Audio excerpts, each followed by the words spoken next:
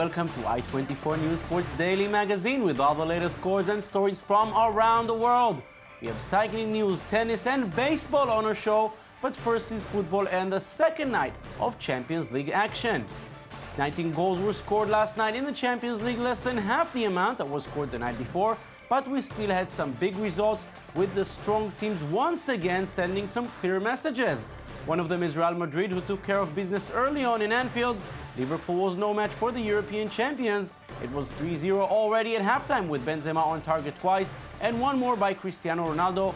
A lot of work ahead for Brandon Rodgers. On the other hand, things look very good recently for Carlo Ancelotti and his team. Creo que es una victoria muy importante porque I believe it was a very important victory because we started the game playing very well in a lovely football atmosphere and against an opponent we knew would do everything possible to give us problems, but we followed up well and played well. We've conceded a disappointing first goal, and then the other two were sloppy and loose and nowhere near to what we would want. And obviously then at 3-0 against a team that scores so many goals and can be so dangerous, it's a dangerous game then. But I've got to give a big credit to the players, as is that first period of the game. They were very good. We conceded poor goals against a top side, but then second half we technically were much better.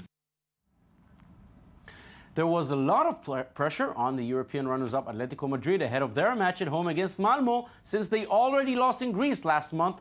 The Colchoneros knew they cannot afford to lose again. It was a tough match in the first half, but everything changed after the break.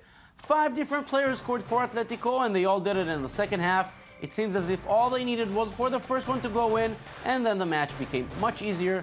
The Spanish champions win 5-0, and manager Diego Simeone was obviously very pleased with what he saw.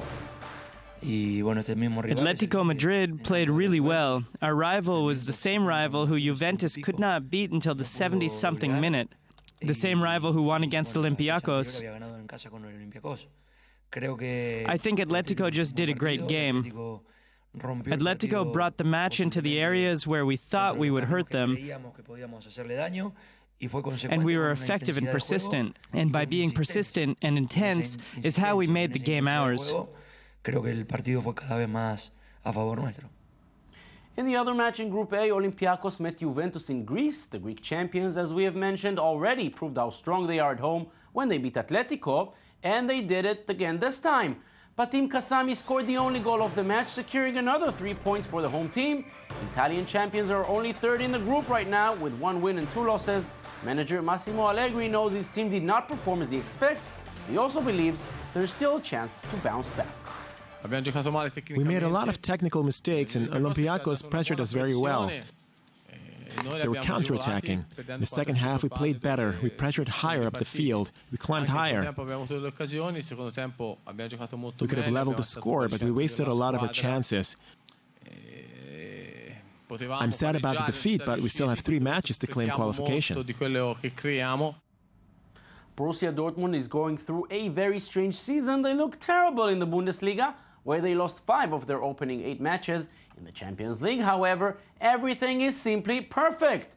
Jurgen Klopp's team is now 3 out of 3 in the European competition, following the very impressive 4-0 win over Galatasaray in Istanbul. Aubameyang scored 2 early goals. Marco Reus, who is finally back from his injuries, added a beautiful one shortly before the break.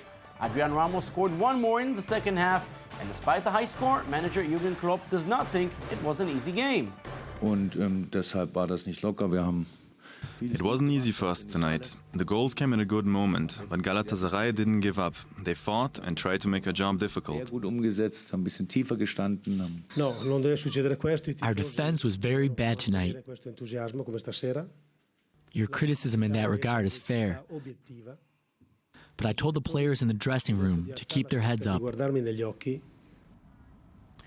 In the other matches played last night, Bulgarian champions Ludogorets scored a stoppage-time winner against Swiss visitors Basel.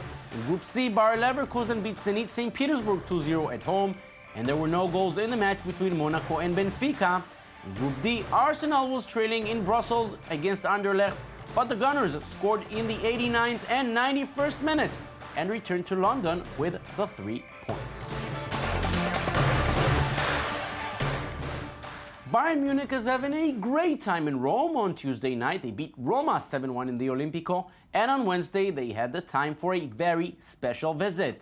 The Bundesliga champions came to the Vatican to meet with Pope Francis, an avid football fan. The players and staff were greeted by the head of the Catholic Church, who congratulated them on the match on the previous night when he said it was a great game of football. Pope Francis was given a football and also a club shirt bearing his name from captain Philipp Lahm and goalkeeper Manuel Neuer. Following the visit, the club announced they will donate 1 million euros to a charity of His Holiness' choice. France continues to prepare for Euro 2016, and as opposed to what we have seen in the World Cup in Brazil recently, we should not expect construction delays this time.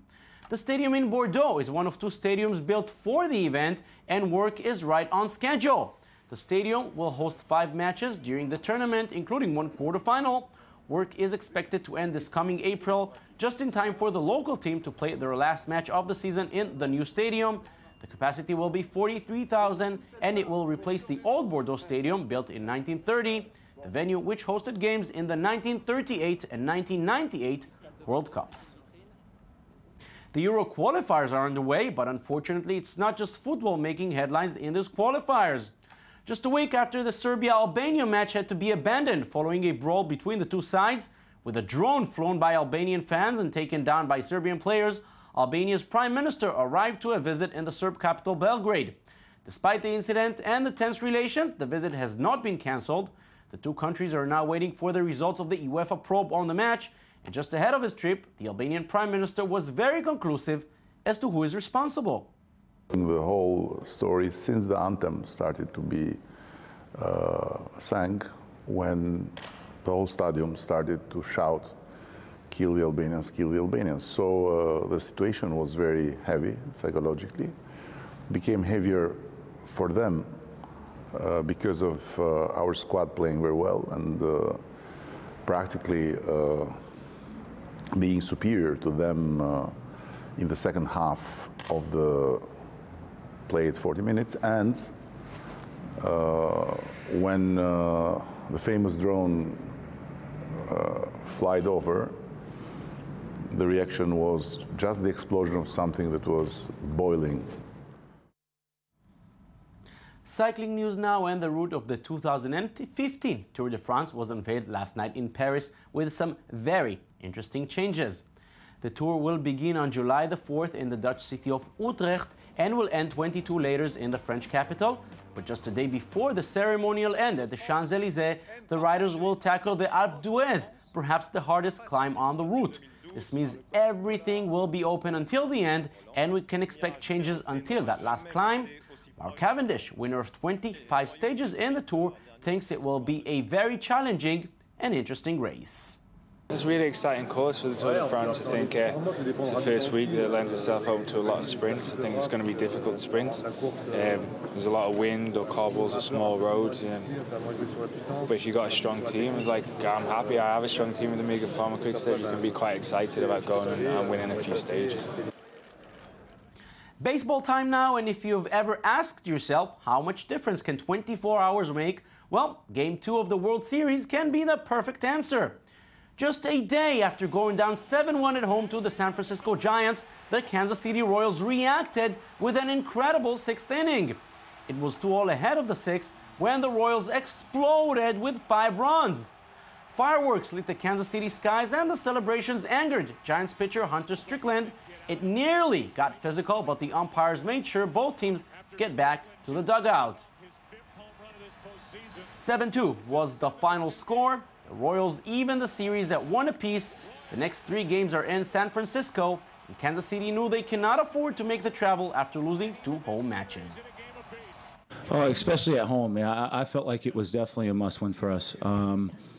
Granted, going down 0-2, I mean, we see that what happened with us in the Baltimore series. We carry a lot of the home team carries a lot of momentum back to their home ballpark with their fans. I know their fans are going to be excited, even though it's 1-1. And we felt like with our big 6th inning right there, we took a little bit of momentum out of how they were playing. They were playing really well, and they continue to play well. But we showed them that we have fight in us, and I think they knew that already. But we stepped up big there as a team, and that gave us some confidence in that clubhouse. The World Series is, of course, making big headlines in America, where the Royals' comeback is obviously a big story. But there were other headlines this week in international media. Here are some of them in Michael Friedman's press review.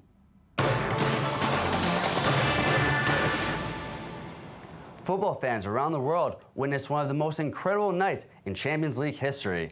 Yahoo Sports proclaimed all of the madness of a record-setting night in the Champions League. An astounding 40 goals in one night was shown, with stunning results by Bayern Munich, Chelsea, and Shakhtar. The stunning win by Bayern over Roma finished with the German side up 7-1. And there was Chelsea's biggest ever Champions League win, as they netted 6 splendid goals. Didier Drogba also scored his first goal for Chelsea since the 2012 final. But what impressed everyone was the 5 goals that came from Shakhtar's Luis Adriano, as he beat Bate 7-0. His goals matched Messi's record of 5 in a Champions League game. And if that wasn't enough, Adriano scored his first 4 in a span of 17 minutes, which is another new record. Prior to Tuesday night, the all-time goals in a single night of play was 44 in 1997. However, on that night, there were 12 matches, whereas this past Tuesday only showcased 8. This action-packed night averaged 5 goals per game, which gave the fans something to cheer for. Next, we have been watching closely to the Oscar Pistorius murder trial, which began last March after Pistorius shot and killed his girlfriend. The Washington Post reported the verdict that came this week, where the South African track star was sentenced to 5 years in prison. However, it is possible he will only serve as little as 10 months behind bars. Judge Masipa made the ruling, and the athlete confirmed he will not be appealing. The victim's family had also said they believe the punishment is the right sentence. But the prospect of an early release caused a fierce backlash on social media. Many argue that Pistorius should have been convicted of murder instead of culpable homicide, which is the equivalent of manslaughter. As Pistorius begins his sentence, that terrible night on February 14th of 2013 will haunt the disgraced Paralympian forever. Now that we're in the end of October, baseball has taken the front page in America. The World Series began this week, and the big story in the postseason have been the Kansas City Royals. Despite losing Game 1 to the Giants, ESPN reported the Royals scoring 5 runs in the 6th inning to roar past the Giants to even the series 1-1. Game 1 was a disappointment for Kansas City after not losing at all this postseason. After the 7-1 loss in the opener, this was something new for the Royals, who hadn't felt the pain after a game since the regular season. However, the Royals responded well, winning 7-2 yesterday. The win now puts the Giants in check and spiced up the World Series, as it now shifts to San Francisco for the next 3 games. Suddenly, a series that began with a sleepy blowout has some life to it. We will have to wait and see what Game 3 has to offer on Saturday in Northern California. Tennis now, and Serena Williams beat Canada's Eugenie Bouchard, but she still doesn't know if she qualified to the WTA finals in Singapore because of the surprising loss yesterday to Simona Halep. It's not the loss itself that is surprising. Halep is, after all, the world number 4 and French Open finalist, but the result was simply remarkable. 65 minutes, that's all the Romanian needed to put the world number 1 behind in straight sets 6-0 and 6-2. Serena won 16 straight matches ahead of this one, and she won all of her 3 previous encounters with Halep, but nothing was working for her this time. The world number 4 was simply at her best, firing back anything Serena threw at her. The American knows that when Halep plays like this, it's very hard to beat her. On this particular day, she served big second serves, big first serves. She was hitting winners. Usually that's not her game in particular, but, hey, you got to step up to the plate, and she did, and I didn't. I did my job on court. I was very aggressive, and I served very well. So I'm enjoying this moment. It's one of the best moments in my life, and I have to be happy.